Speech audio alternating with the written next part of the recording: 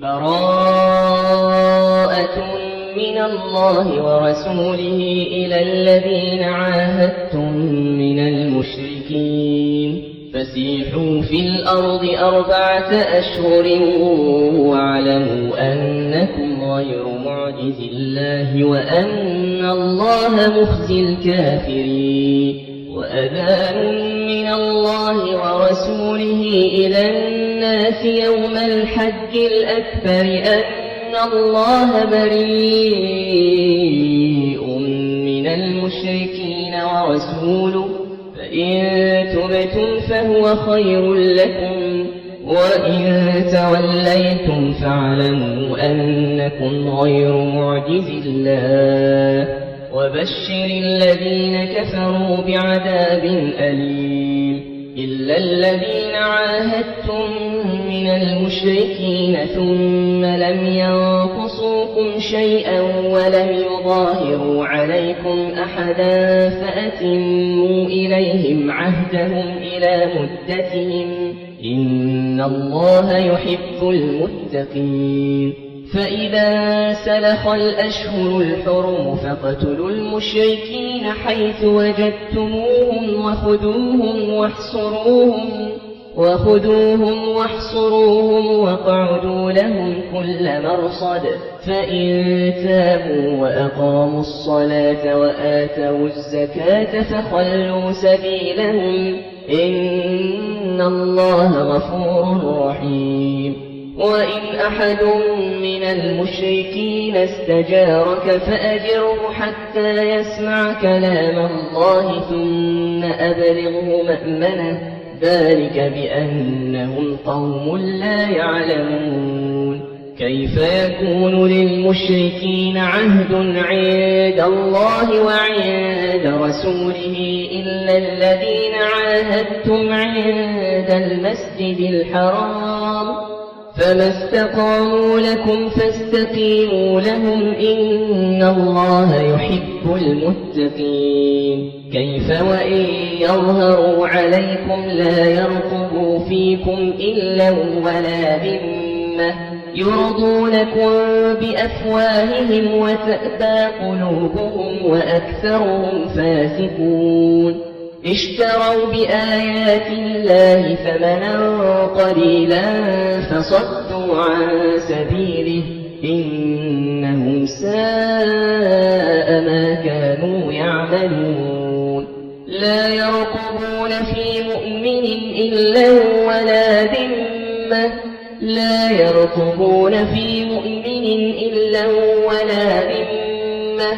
وأولئك هم المعتدون فإن تابوا وأقاموا الصلاة وآتوا الزكاة فإخوانكم في الدين ونفصل الآيات لقوم يعلمون وإن نكثوا أيمانهم من بعد عهدهم وطعنوا في دينكم فقاتلوا أئمة الكفر إنهم لا أيمان لهم لعلهم ينتهون ألا تقاتلون قوما نكثوا أيمانهم وهموا بإخراج الرسول وهم بدأوكم أول مرة أتخشونهم فالله أحق أن تخشوه إن كنتم مؤمنين قاتلوهم يعذبهم الله بأيديكم ويخزهم وينصركم عليهم ويشف صدور قوم مؤمنين ويذهب غيظ قلوبهم ويتوب الله على من يشاء والله عليم حكيم أم حسبتم أن تتركوا ولما يعلم الله الذين جاهدوا منكم ولم يتخذوا من دون الله ولا رسوله ولا المؤمنين وليجا والله خبير بما تعملون ما كان للمشركين أن يعمروا مساجد الله شاهدين على أنفسهم بالكفر أولئك حبطت أعمالهم وفي النار هم خالدون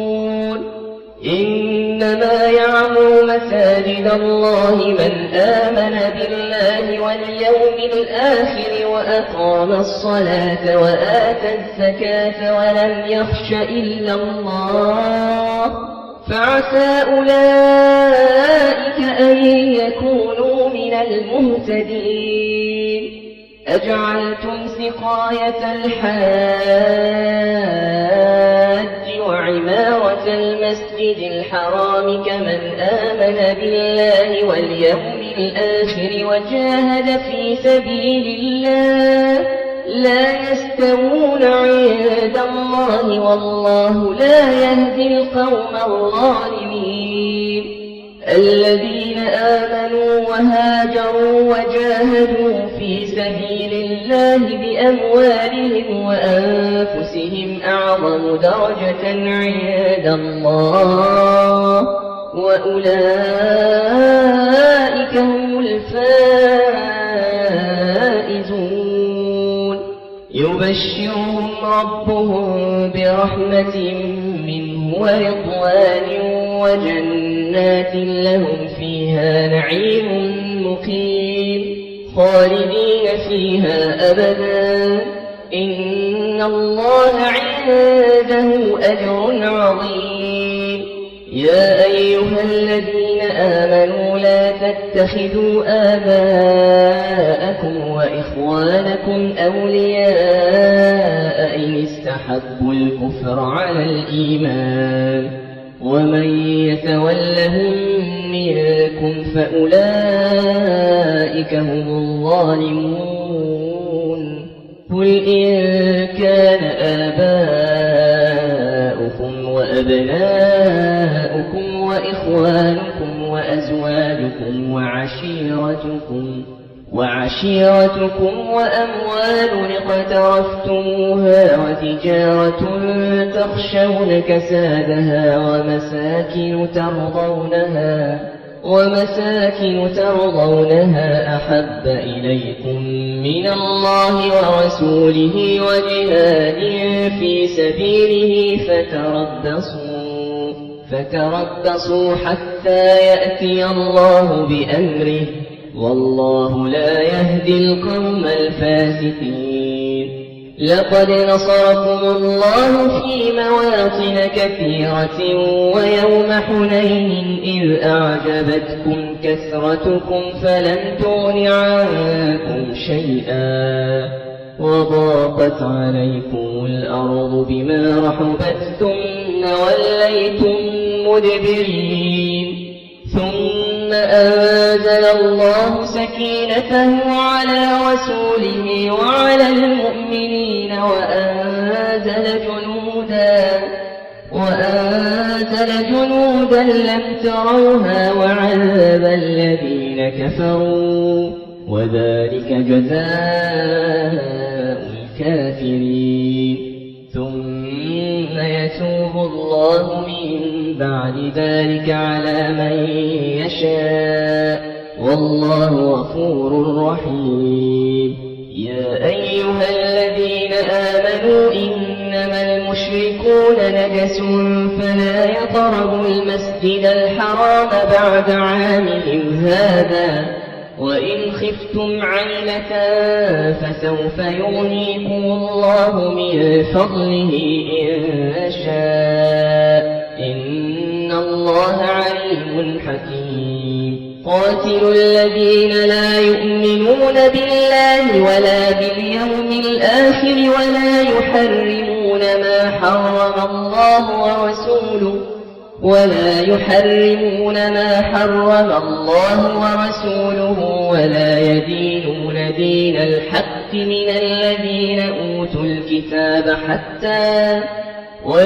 يدينون دين الحق من الذين أوتوا الكتاب حتى يعطوا الجزية عن يد وهم صاغرون وقالت اليهود عزير ابن الله وقالت النصارى المسيح ابن الله ذلك قولهم بأفواههم يضاهئون قول الذين كفروا من قبل قاتلهم الله أنى يؤفكون اتخذوا أحبارهم ورهبانهم أربابا من دون الله والمسيح ابن مريم وما أمروا إلا ليعبدوا إلها واحدا لا إله إلا هو سبحانه عما يشركون يريدون أن يطفئوا نور الله بأفواههم ويأبى الله إلا أن يتم نوره ولو كره الكافرون هو الذي أرسل رسوله بالهدى ودين الحق ليظهره على الدين كله ولو كره المشركون يا أيها الذين آمنوا إن كثيرا من الأحبار والرهبان ليأكلون أموال الناس بالباطل ويصدون عن سبيل الله والذين يكنزون الذهب والفضة ولا ينفقونها في سبيل الله فبشرهم بعذاب أليم يوم يحمى عليها في نار جهنم فتكوى بها جباههم وجنوبهم وظهورهم هذا ما كنزتم لأنفسكم فذوقوا ما كنتم تكنزون إن عدة الشهور عند الله 12 شهرا في كتاب الله يوم خلق السماوات والأرض منها 4 حرم ذلك الدين القيم فلا تظلموا فيهن أنفسكم وقاتلوا المشركين كافة كما يقاتلونكم كافة واعلموا أن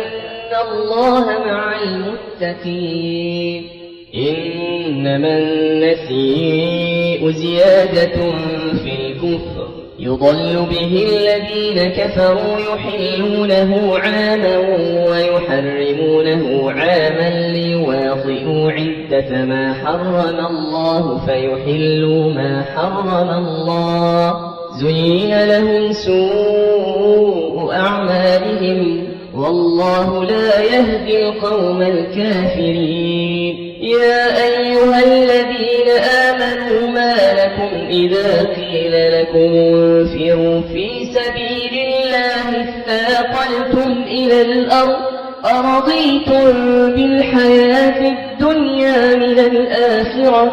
فما متاع الحياة الدنيا في الآخرة إلا قليل إلا تنفروا يعذبكم عذابا أليما ويستبدل قوما غيركم ولا تضروه شيئا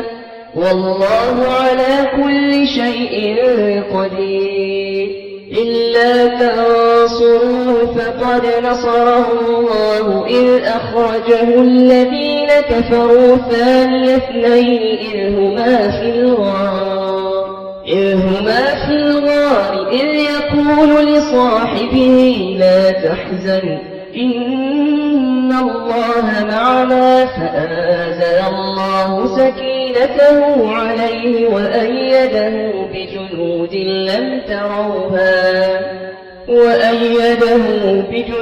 لم تروها وجعل كلمة الذين كفروا السفلى وكلمة الله هي العليا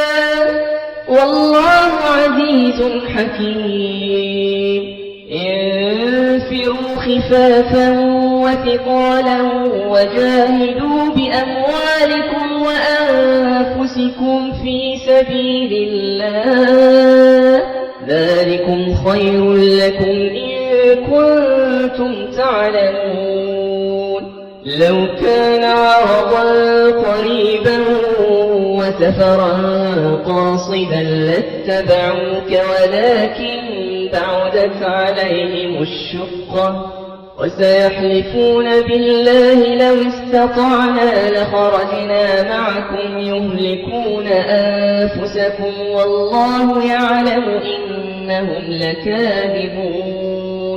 عفى الله عنك لم أذنت لهم حتى يتبين لك الذين صدقوا وتعلم الكاذبين لا يستأذنك الذين يؤمنون بالله واليوم الآخر أن يجاهدوا بأموالهم وأنفسهم والله عليم بالمتقين إنما يستأذنك الذين لا يؤمنون بالله واليوم الآخر وارتابت قلوبهم فهم في ريبهم يترددون ولو أرادوا الخروج لأعدوا له عدة ولكن كره الله بعاثهم فثبطهم وقيل اقعدوا مع القاعدين لو خرجوا فيكم ما زادوكم إلا خبالا ولأوضعوا خلالكم يبغونكم الفتنة وفيكم سماعون لهم والله عليم بالظالمين لقد ابتغوا الفتنة من قبل وقلبوا لك الأمور حتى جاء الحق وظهر أمر الله وهم كارهون ومنهم من يقول ائذن لي ولا تفتني ألا في الفتنة سقطوا وإن جهنم لمحيطة بالكافرين إن تصبك حسنة تسؤهم وإن تصبك مصيبة يقولوا قد أخذنا أمرنا من قبل ويتولوا وهم فرحون قل لن يصيبنا إلا ما كتب الله لنا هو مولانا وعلى الله فليتوكل المؤمنون قل هل تربصون بنا إلا إحدى الحسنيين ونحن نتربص بكم أن يصيبكم الله بعذاب من عنده أو بأيدينا فتربصوا إنا معكم متربصون قل أنفقوا طوعا أو كرها لن يتقبل منكم إنكم كنتم قوما فاسقين وما منعهم أن تقبل منهم نفقاتهم إلا أنهم كفروا بالله وبرسوله ولا يأتون الصلاة إلا وهم كسالى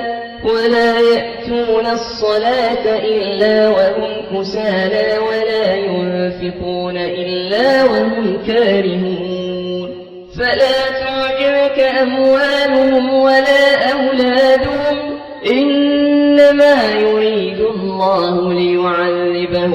بها في الحياة الدنيا وتزهق أنفسهم وهم كافرون ويحلفون بالله إنهم لمنكم وما هم منكم ولكنهم قوم يفرقون لو يجدون ملجأ أو مغارات أو مدخلا لولوا إليه وهم يجمحون ومنهم من يلمزك في الصدقات فإن أعطوا منها رضوا وإن لم يعطوا منها إذا هم يسخطون ولو أنهم رضوا ما آتاهم الله ورسوله وقالوا حسبنا الله سيؤتينا الله من فضله ورسوله إنا إلى الله راغبون إنما الصدقات للفقراء والمساكين والعاملين عليها والمؤلفة قلوبهم وفي الرقاب والغارمين وفي سبيل الله وابن السبيل فريضة من الله والله عليم حكيم. ومنهم الذين يؤذون النبي ويقولون هو أذن قل أذن خير لكم يؤمن بالله ويؤمن للمؤمنين ورحمة للذين آمنوا منكم والذين يؤذون رسول الله لهم عذاب أليم والذين يؤذون رسول الله لهم عذاب أليم والذين يؤذون رسول الله لهم عذاب أليم يحلفون بالله لكم ليرضوكم والله ورسوله أحق أن يرضوه إن كانوا مؤمنين. ألم يعلموا أنه من يحادد الله ورسوله فأن له نار جهنم خالدا فيها ذلك الخزي العظيم. يحذر المنافقون أن تنزل عليهم سورة تنبئهم بما في قلوبهم قل استهزئوا إن الله مخرج ما تحذرون ولئن سألتهم ليقولن إنما كنا نخوض ونلعب قل أبالله وآياته ورسوله كنتم تستهزئون لا تعتبروا قد كفرتم بعد إيمانكم إن نعف عن طائفة منكم نعذب طائفة بأنهم كانوا مجرمين. المنافقون والمنافقات بعضهم من بعض يأمرون بالمنكر وينهون عن المعروف ويقبضون أيديهم نسوا الله فنسيهم إن المنافقين هم الفاسقون. وعد الله المنافقين والمنافقات والكفار نار جهنم خالدين فيها هي حسبهم ولعنهم الله ولهم عذاب مقيم. كالذين من قبلكم كانوا أشد منكم قوة وأكثر أموالا وأولادا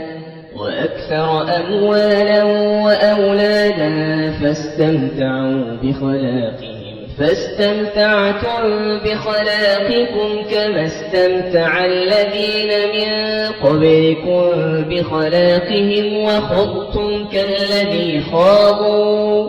أولئك حبطت أعمالهم في الدنيا والآخرة وأولئك هم الخاسرون. ألم يأتهم نبأ الذين من قبلهم قوم نوح وعاد وثمود وقوم إبراهيم وأصحاب مدين والمؤتفكات أتتهم رسلهم بالبينات فما كان الله ليظلمهم ولكن كانوا أنفسهم يظلمون. والمؤمنون والمؤمنات بعضهم أولياء بعض يأمرون بالمعروف وينهون عن المنكر ويقيمون الصلاة ويؤتون الزكاة ويطيعون الله ورسوله أولئك سيرحمهم الله إن الله عزيز حكيم. وعد الله المؤمنين والمؤمنات جنات تجري من تحتها الأنهار خالدين فيها ومساكن طيبة في جنات عدن ورضوان من الله أكبر ذلك هو الفوز العظيم. يا أيها النبي جاهد الكفار والمنافقين واغلظ عليهم ومأواهم جهنم وبئس المصير. يحلفون بالله ما قالوا ولقد قالوا كلمة الكفر وكفروا بعد إسلامهم وهموا بما لم ينالوا وما نقموا إلا أن أغناهم الله ورسوله من فضله فإن يتوبوا يك خيرا لهم وإن يتولوا يعذبهم الله عذابا أليما في الدنيا والآخرة وما لهم في الأرض من ولي ولا نصير. ومنهم من عاهد الله لئن آتانا من فضله لنصدقن ولنكونن من الصالحين فلما آتاهم من فضله بخلوا به وتولوا وهم معرضون فأعقبهم نفاقا في قلوبهم إلى يوم يلقونه بما أخلفوا الله ما وعدوه وبما كانوا يكذبون. ألم يعلموا أن الله يعلم سرهم ونجواهم وأن الله علام الغيوب. الذين يلمزون المطوعين من المؤمنين في الصدقات والذين لا يجدون إلا جهدهم فيسخرون منهم سخر الله منهم ولهم عذاب أليم. استغفر لهم أو لا تستغفر لهم إن تستغفر لهم 70 مرة فلن يغفر الله لهم ذلك بأنهم كفروا بالله ورسوله والله لا يهدي القوم الفاسقين. فرح المخلفون بمقعدهم خلاف رسول الله وكرهوا أن يجاهدوا بأموالهم وأنفسهم في سبيل الله وقالوا لا تنفروا في الحر قل نار جهنم أشد حرا لو كانوا يفقهون. فليضحكوا قليلا وليبكوا كثيرا جزاء بما كانوا يكسبون. فإن رجعك الله إلى طائفة منهم فاستأذنوك للخروج فقل لن تخرجوا معي أبدا ولن تقاتلوا معي عدوا إنكم رضيتم بالقعود أول مرة فاقعدوا مع الخالفين. ولا تصل على أحد منهم مات أبدا ولا تقم على قبره إنهم كفروا بالله ورسوله وماتوا وهم فاسقون. ولا تعجبك أموالهم وأولادهم إنما يريد الله أن يعذبهم بها في الدنيا وتزهق أنفسهم وهم كافرون. وإذا أنزلت سورة أن آمنوا بالله وجاهدوا مع رسوله استأذنك أولو الطول منهم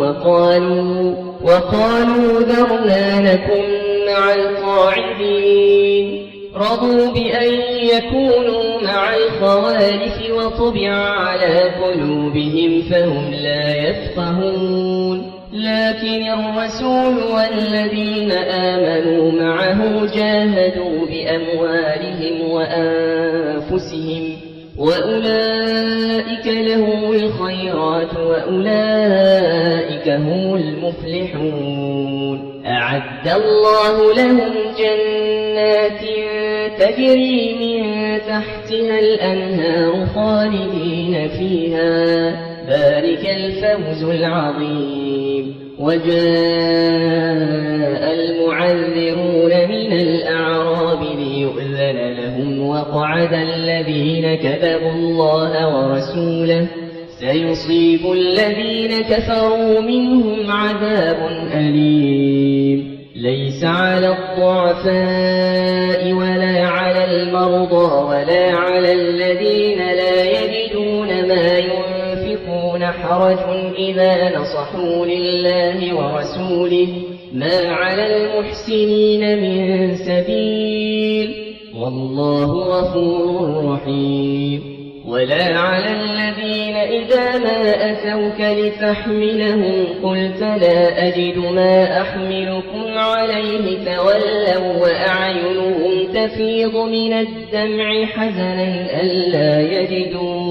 تولوا وأعينهم تفيض من الدمع حزنا ألا يجدوا ما ينفقون إنما السبيل على الذين يستأذنونك وهم أغنياء رضوا بأن يكونوا مع الخوالف وطبع الله على قلوبهم فهم لا يعلمون يعتذرون إليكم إذا رجعتم إليهم قل لا تعتذروا لن نؤمن لكم قد نبأنا الله من أخباركم وسيرى الله عملكم ورسوله ثم تردون إلى عالم الغيب والشهادة فينبئكم بما كنتم تعملون سيحلفون بالله لكم إذا انقلبتم إليهم لتعرضوا عنهم فأعرضوا عنهم إنهم رجس ومأواهم جهنم جزاء بما كانوا يكسبون يحلفون لكم لترضوا عنهم فإن ترضوا عنهم فإن الله لا يرضى عن القوم الفاسقين الأعراب أشد كفرا ونفاقا وأجدر ألا يعلموا حدود ما أنزل الله على رسوله والله عليم حكيم ومن الأعراب من يتخذ ما ينفق مغرما ويتربص بكم الدوائر عليهم دائرة السوء والله سميع عليم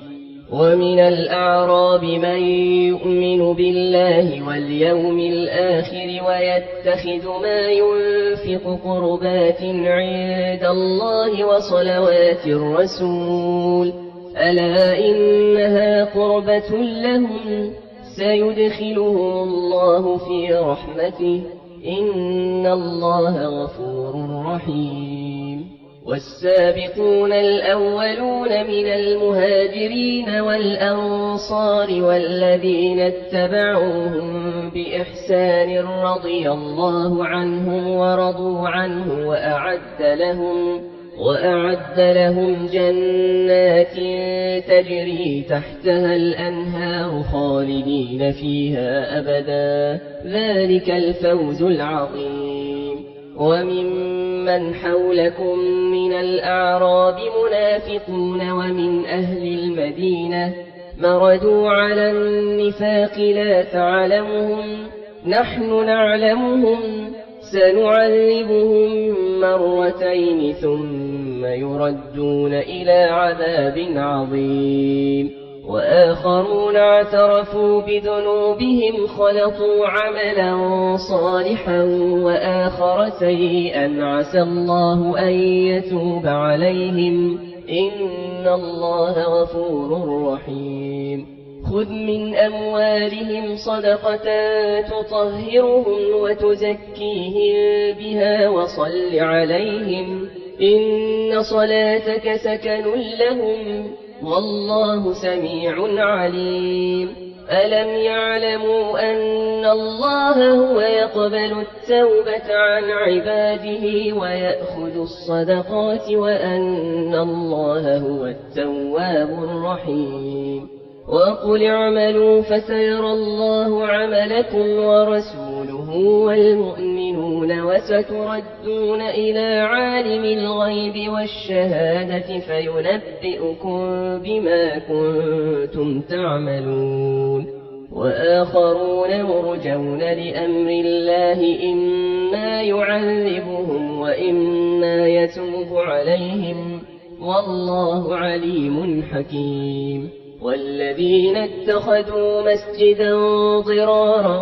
وكفرا وتفريقا بين المؤمنين وإرصادا لمن حارب الله ورسوله من قبل وليحلفن إن أردنا إلا الحسنى والله يشهد إنهم لكاذبون لا تقم فيه أبدا لمسجد أسس على التقوى من أول يوم أحق أن تقوم فيه رجال يحبون أن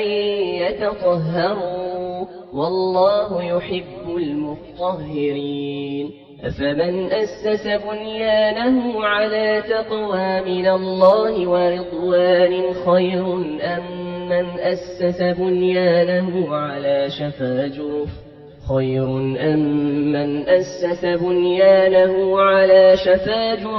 هار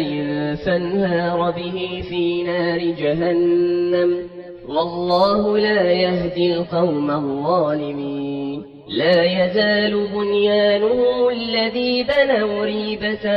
في قلوبهم إلا أن تقطع قلوبهم والله عليم حكيم إن الله اشترى من المؤمنين أنفسهم وأموالهم بأن لهم الجنة يقاتلون في سبيل الله فيقتلون ويقتلون وعدا عليه حقا في التوراة والإنجيل والقرآن ومن أوفى بعهده من الله فاستبشروا ببيعكم الذي بايعتم به وذلك هو الفوز العظيم التائبون العابدون الحامدون السائحون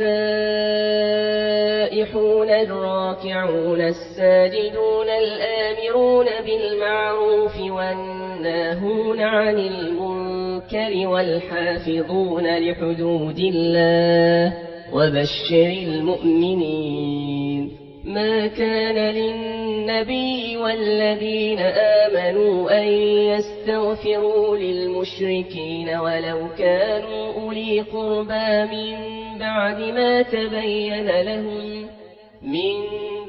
ما تبين لهم أنهم أصحاب الجحيم وما كان استغفار إبراهيم لأبيه إلا عن موعدة وعدها إياه فلما تبين له أنه عدو لله تبرأ منه إن إبراهيم لأواه حليم وما كان الله ليضل قوما بعد إذ هداهم حتى يبين لهم ما يتقون إن الله بكل شيء عليم إن الله له ملك السماوات والأرض يحيي ويميت وما لكم من دون الله من ولي ولا نصير لقد تاب الله على النبي والمهاجرين والأنصار الذين اتبعوه في ساعة العسرة من بعد ما كاد يزيغ قلوب فريق منهم ثم تاب عليهم إنه بهم رؤوف رحيم وعلى الثلاثة الذين خلفوا حتى إذا ضاقت عليهم الأرض بما رحبت وضاقت عليهم أنفسهم وظنوا أن لا ملجأ من الله إلا إليه ثم تاب عليهم ليتوبوا إن الله هو التواب الرحيم يا أيها الذين آمنوا اتقوا الله وكونوا مع الصادقين ما كان لأهل المدينة ومن حولهم من الأعراب أن يتخلفوا عن رسول الله ولا يرغبوا بأنفسهم عن نفسه ذلك بأنهم لا يصيبهم ظمأ ولا نصب ولا مخمصة في سبيل الله ولا يطؤون موطئا يغيظ الكفار ولا ينالون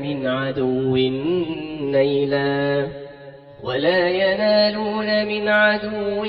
نيلا إلا كتب لهم به عمل صالح إن الله لا يضيع أجر المحسنين ولا ينفقون نفقة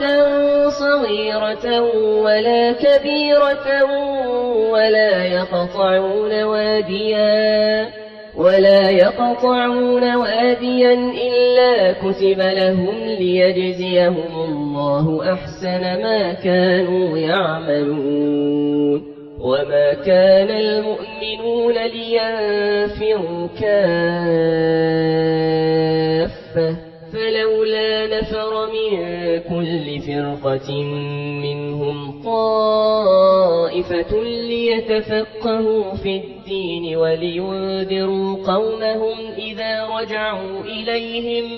ولينذروا قومهم إذا رجعوا إليهم لعلهم يحذرون يا أيها الذين آمنوا قاتلوا الذين يلونكم من الكفار وليجدوا فيكم غلظة واعلموا أن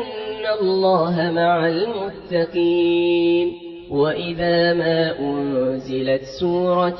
فمنهم من يقول أيكم زادته هذه إيمانا فأما الذين آمنوا فزادتهم إيمانا وهم يستبشرون وأما الذين في قلوبهم مرض فزادتهم رجسا إلى رجسهم وماتوا وهم كافرون أولا يرون أنهم يفتنون في كل عام مرة أو مرتين ثم لا يتوبون ولا هم يذكرون وإذا ما أنزلت سورة نظر بعضهم إلى بعض هل يراكم من أحد ثم انصرفوا صرف الله قلوبهم بأنهم قوم لا يفقهون لقد جاءكم رسول من أنفسكم عزيز عليه ما عنتم حريص عليكم بالمؤمنين رؤوف رحيم فإن تولوا فقل حسبي الله لا إله إلا هو عليه توكلت وهو رب العرش العظيم